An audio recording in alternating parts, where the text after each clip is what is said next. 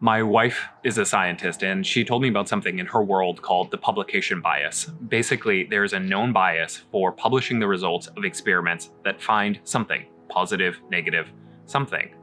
And the results of experiments that are non-significant, well, they tend not to see the light of day. So why am I talking about the publication bias in a video about crops that I don't grow? Well, because sometimes I think videos on YouTube about gardening suffer from a similar problem, mine very much included. I love to make videos about the crops that do so well, I can't wait to share them with you. I mean, that's why the channel exists, right? And it's just plain fun to make videos about my many abysmal failures, or really any surprising results of any kind. But what about everything else? What about the dozens of crops that we will grow every year that didn't blow up in our face, that did fine, but didn't meet our criteria for a productive homestead garden, that didn't do better than our existing crops in the rotation? What about all those plants that we grow and put into the ever-growing, won't grow again pile? Today, that is what I want to talk about. Those are the crops that I want to discuss. The non-significant results, so to speak, kind of. Yeah, the analogy broke down on me a little bit there. Oh, and just as a heads up, I'm gonna skip watermelon and wheat and corn and all those other plants that have been talked about 1,000 times before is not really making sense for a homestead style garden. If you completely disagree and you think we're crazy, these are the best crops known to man, let me know in the comments. I would absolutely love that. Come on, let's get into it. You know, I gotta say, I'm a little bit bummed about this first one. This is the cucamelon, and I had really high hopes for this plant. And I understand the appeal of these cucumber alternatives. Sometimes cucumbers just aren't the best fit. But in my experience, this particular plant, it has a couple fatal flaws. First and foremost, it produces these very small flowers, and it produces a ton of them. But the problem is the cucamelon, it's not parthenocarpic. The pollen from those male flowers needs to reach a female flower in order for that female flower to set fruit. And that's kind of annoying and prone to problems when you're dealing with a small number of flowers, a small number of fruits, like on a typical cucumber.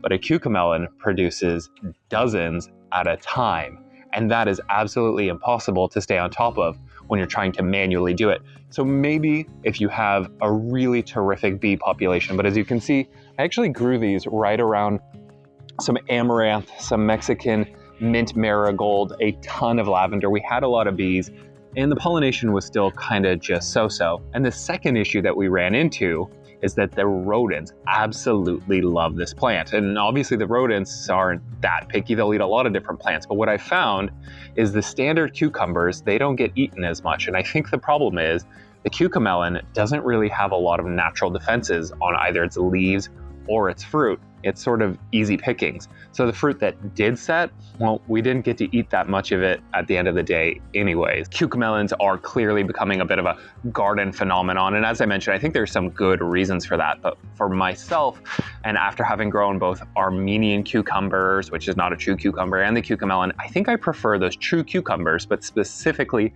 in a variety that you have very carefully chosen to match your needs. So next year, we're gonna be growing the variety Unagi. It's gynoecious, it's parthenocarpic, it's resistant to powdery mildew, and it is resistant to cucumber mosaic virus.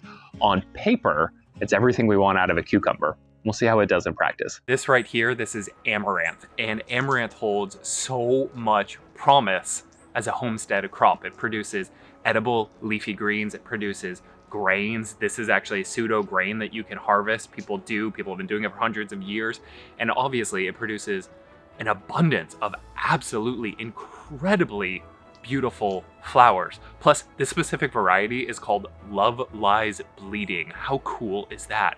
Love Lies Bleeding. Very dramatic, but a couple problems with all of that. I don't have time to harvest grains. I have no interest in harvesting grains. Have you seen a bag of rice from Costco? How am I going to beat that? And these leaves, they kind of only taste so-so. Admittedly, I got the wrong variety. You want to get a green specific variety like green callaloo if you're growing these for greens, but Love Lies Bleeding, they do produce edible greens. I have eaten them and I think they're kind of meh. And then another issue with Amaranth is that the leaves do have rather high levels of nitrates, and I haven't really decided how comfortable I am with that situation. There's no getting around it though. Amaranth does grow amazingly well here, truly like a weed. So if you just want something very easy to grow, if you're in a hot, dry summer climate, this could make a lot of sense. I think basically what we'll do is we'll just move it over to our ornamental garden. I really do like the way it looks. It's very striking. It's very pretty. I just don't think it makes sense for our main food garden. So next year we'll continue to grow what I think is the king of summer leafy greens, Malabar spinach. By far a better tasting option, in my opinion. Do you love growing tomatoes, but wish they were just a little bit more stabby? Like, what if they were covered in needles? This right here is a lychee tomato, and its stem is covered with little hypodermic needle-like prickles. But not just the stem, the leaves too are basically a field of pain. And like tomatillos, lychee tomatoes grow in this full calyx, except instead of the beautiful paper lantern you get with a tomatillo, they look like a naval mine. Just terrific. Jokes aside, although not really jokes, they actually are very, very stabby. I do think the lychee tomato is an interesting plant with some cool use cases. Obviously, they are great at repelling pests. They have good natural defenses. They will stab any pest that gets too close. They do a really good job of creating sort of this living wall, and they grow very easily. So if you need to have a protective hedge for the season for whatever reason, I think a lychee tomato can make sense in that case. And maybe most of all, they're a really interesting, helpful trap plant for the pale cyst nematodes. Basically, a lychee tomato can induce nematodes to hatch out of their dormant eggs, and then because they're not actually a food source for those nematodes, the population dies off, allowing you to grow another crop in its place without all of that nematode pressure. Pretty cool. Definitely works for pale cyst nematodes, and it looks like it might actually work for other types of nematodes as well. Alas, my toddler calls them the no-no plant, so that's a no for me on the lychee tomato, unless we plant them specifically to get revenge on the turkeys that keep eating my garden. As for an alternative, any good cherry tomato will probably give you more fruit, and it will probably taste better, and it's not going to stab you for your trouble. Okay, the Turkish orange eggplant is a perfect example of how gardening as a hobby can be rife with misinformation. Every bit of lore on this plant, at least what I can find, contradicts another source. It's an eggplant, and it's a member of the nightshade genus, but it's not the same species as the eggplants most of us know and love. The Turkish orange is actually part of a different species than these more typical eggplants here behind me, Solanum ethiopicum. And some say that it's actually part of an entirely different species, Solanum integrifolium, but it actually gets a little bit more confusing because some sources say that those two species, Ethiopicum and integrifolium, are the same, whereas some just say they're similar cousins. In any case, that kind of important detail, that kind of important information is often left out of seed packet descriptions, and I think that is sort of indicative of the problem when growing this plant. The fruits are just captivating. I don't know another word for them. They're pretty incredible, but unfortunately they come out bitter very, very often for me. I think a more talented gardener could make it work. Obviously, talented gardeners do make it work. It's popular to grow, but for me, I'm just going to go ahead and move on to my two current favorite eggplant varieties, the Pingtung eggplant from Taiwan and the Millionaire eggplant from Japan. This year, I will be growing pumpkins as always, but I will not be growing the variety Jack-o'-lantern. They're big plants, but they have middling-sized fruits, and they're not particularly disease-resistant, or insect-resistant, or drought-resistant. In my opinion, they're just other better pumpkin varieties for both eating and carving. It's really easy to default into the classic tried and true varieties of all the different kinds of vegetables everyone likes to grow, right? The straight-eyed cucumbers, the red bell peppers, the jack-o'-lantern pumpkins.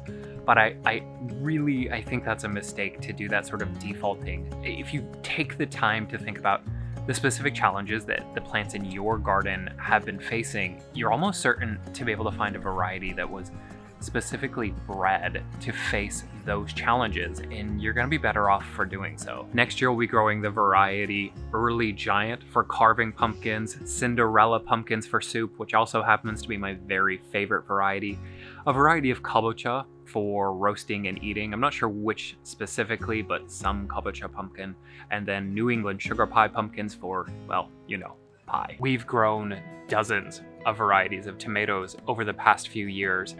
Some amazing, some very disappointing, and I'm just gonna come out and say that I do not understand the love for the Early Girl variety. The flavor of the Early Girl is fine, and production is good, but not breathtaking, and it has some disease resistance, but nothing incredible for a hybrid. And in the world of tomato varieties, there is simply no reason to settle for descriptors like fine and good and okay. Now, I personally recommend and prefer cherry tomatoes for early fruit set varieties. They can actually produce fruit even faster than something like Early Girl. If you already know that you need an early maturing slicing variety, I would probably recommend New Girl instead, which is a improved variety of Early Girl. Look, I could sit here and tell you how cauliflower is such an enormous pain to grow. I could tell you that it's a temperamental plant, that it requires very specific temperature bands that most of us only have for short periods of time during spring and fall. I could tell you how the pests love to eat it right down to the stem. I could even tell you that if you grow it at home, it's probably not going to look half as nice as the stuff you buy at the store anyways. But that's all kind of BS, because if this was a tomato we were talking about, we'd make it work. Pest issues and tricky timing aside, a head of cauliflower contains a whopping 150 calories. 200 if you're lucky. But it gets even better. Most of us are going to get a grand total of 1 cauliflower head per plant. I really feel like I'm missing something when it comes to cauliflower. It takes up so much room in the garden, and it needs a nice sunny spot. The pests love it. It requires manual blanching, and at the end of the day, it produces almost no food. For a much more manageable, satisfying brassica, I'm really digging Chinese broccoli, aka Yodfa. Every year when that Baker Creek seed catalog arrives in the mail, I am poignantly reminded that I do in fact have an impulse control problem when it comes to gardening. This year, among many other questionable purchases, was the vine peach, aka the mango melon. They are described as such. This variety was very popular in Victorian times for making sweet pickles, pies, and preserves, developed in China and introduced into America in the 1880s. That sounds nice. Who wouldn't want to grow that? Here's the problem with the mango melon. They do not taste good. You have to prepare them, you have to turn them into a jam or a pie or some other preparation in order for them to truly be edible. They're not very sweet despite the fact that they are melon. And honestly, who wants to grow a melon that you can't eat fresh if you want to? I really think there's a good reason this particular variety fell out of fashion. Not a knock on Baker Creek, by the way. We're gonna grow a better melon from them next year called the Madhu Ras or Rajasthan honey melon. It is very tasty and very heat tolerant. And that is all I got for you today. I hope it was helpful. If you have more to add to this list, hit me with them in the comments, and I hope to see you on the next one. Bye, y'all.